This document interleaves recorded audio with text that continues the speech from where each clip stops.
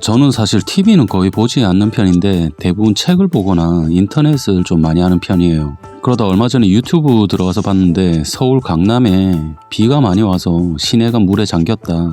저는 처음에 누가 장난치는 줄 알았어요. 그러니까 우리나라가 아니라 다른 나라 사진을 합성해서 자극적인 썸네일 같은 거 뭐 이런 거 만들어가지고 누가 주목받으려고 하는 건 줄 알았죠. 왜냐면 지금 제가 있는 지역은 진짜 비가 하나도 안 오고 너무 더워서 오히려 가뭄이 좀 심하다 뭐 이런 소리가 나올 지경인데 우리나라가 그렇게 큰 나라가 아니니까 여기랑 뭐 서울이랑 거리가 그렇게 차이가 많이 나는 것도 아닌데 이 정도로까지 틀릴 수 있나 싶은 생각이 들었던 거죠. 근데 여기서 조금 이상했던 거는 유튜브 같은 데는 실시간으로 난리난 영상들이 막 올라오고 그러는데 상대적으로 네이버라든지 그런 유명한 사이트에는 상대적으로 좀 조용한 편 아니었나 생각이 돼요.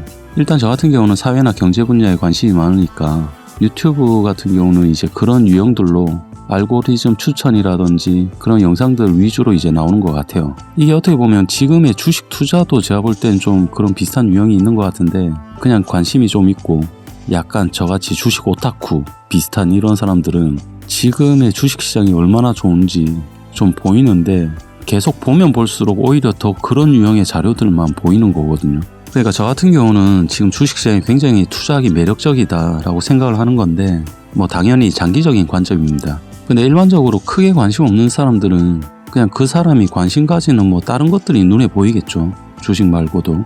저 같은 경우는 그냥 주식 투자라든지 이런 쪽에 관심이 많으니까 보면은 일부 종목들 같은 경우에 앞으로 한 10년 안에 이런 가격대를 다시 볼 수 있을까 싶은 종목들도 상당히 많거든요. 그러니까 그런 종목들은 저는 하나씩 그냥 계속 모으고 있어요. 천천히 모으고 있는데 사실 개인적으로 지금 전체 주가 지수를 보는 건 큰 의미가 없다고 생각을 하거든요. 개별 종목별로 업종별로 어떤 특징들이 지금 꽤 공통적으로 막 나오는 것들이 있어요. 이제 거기서 의미들이 하나씩 생기는데 뭐 어찌됐든 최근에 사실 업데이트가 좀 뜸했는데 아무도 궁금하지는 않겠지만 굳이 내가 뭘 했는지 알려드리자면 최근에 되게 재밌는 책을 봤어요. 책을 보고 조금 배운 게 있었는데 그거를 이제 제 실제 투자에 또 적용을 한번 해봤습니다.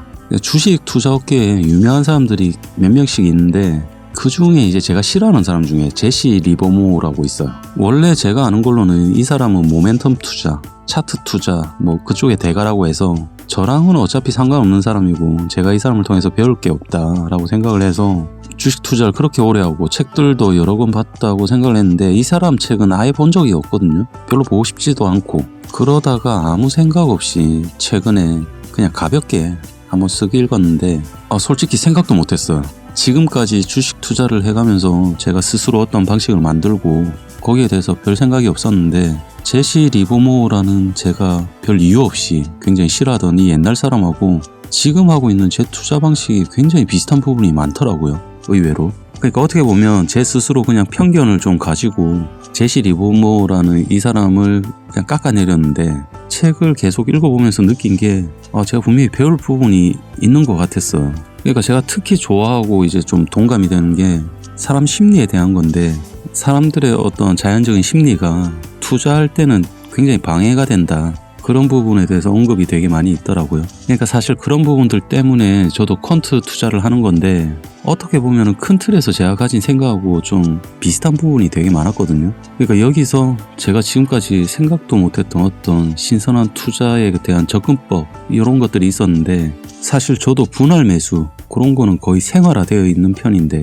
이 사람의 어떤 분할 매수라든지 방식은 제가 기존에 생각하고 있거나 하고 있는 방식하고 상당히 많이 틀린 방식이었죠. 그러니까 처음에는 뭔 개소리를 하고 있나 막 그런 생각이 들었는데 책을 보면서 생각해보니까 이게 더 효율적이고 합리적인 부분이 있더라고요. 그러니까 예를 들어서 어떤 종목을 어떤 시기에 내가 매수를 했는데 이 사람 방식은 자기가 매수한 종목에서 플러스 수익이 날 때만 추가 매수를 하는 방식이었어요. 그러니까 예를 들어서 내가 괜찮다고 생각해서 뭐 한 3종목 정도 투자를 했는데 2종목만 수익이 나고 1종목이 마이너스 나왔으면 지금 수익이 나고 있는 2종목에만 추가로 자금을 더 집어넣는 그런 방식이었는데 처음에 딱 볼 때는 제가 받아들여지지가 않죠. 이게 뭔 개소리를 하고 있나 이런 생각이 들었는데 생각을 해보니까 약간 수긍을 할 수 있는 부분이 있더라고요. 어차피 저는 종목 선정하는 거는 벤자민 그레이엄한테 배우는 걸로 끝났습니다. 벤자민 그레이엄 책을 이제 지겨울 만큼 읽었다 라고 생각이 될 때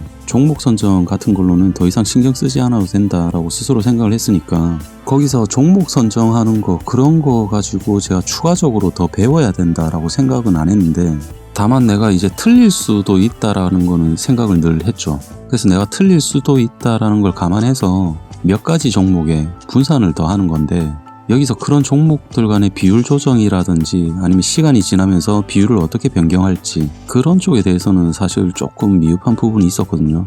제 스스로. 근데 이제 그런 쪽에 신경을 그렇게까지 쓰지 않았던 게 제가 여러 종목에 분산 투자를 했을 때 그 종목 중에 괜찮은 종목이 상대적으로 훨씬 더 수가 더 많으면 결과적으로는 전체 계좌로 봤을 때는 계좌에는 수익이 나는 편이니까 또 수익도 그렇게 나쁘지 않은 편이어서 그냥 스스로 만족했던 건데 제시 리버모어란 요 사람 책을 보면서 느낀 게 제가 조금 가볍게 생각했던 부분 그런 쪽에서 효율을 좀 높일 수도 있겠다라는 생각이 드는 거예요. 그러면서 이제 또 테스트를 한번 실제로 해보고 싶은 생각이 들어서 바로 실행에 옮겼습니다. 그러니까 우리 스타일은 또 바로바로 그때그때 실행하는 스타일이라서 그냥 바로 새로운 계좌 하나 만들었어요. 그래서 일종의 테스트하는 차원에서 계좌를 하나 새로 딱 만들어서 별도로 운영을 하기로 했는데 일단 자금은 한 4천만 원 정도 투입을 시켰습니다. 그래서 8월 달에 원금은 한 4천만 원 정확하게 놓고 종목 선택은 어차피 토리컨트 방식으로 종목을 몇 가지를 이제 선정을 했어요. 그러니까 처음에는 소액으로 분할로 매수를 나눠서 하는 건데 사실 종목들 하나하나가 저한테는 굉장히 사랑스러운 종목들이죠. 이미 제가 충분히 분석을 했고 여기서 다만 이제 운영하는 방식을 약간 제시 리버모어한테 배운 방식으로 이거를 조금 반영을 시키려고 생각을 하고 있는데 어떻게 보면 종목의 비중을 조절하면서 효율을 조금 더 높이고 극대화할 수 있는 방식으로 생각을 해보는 거죠.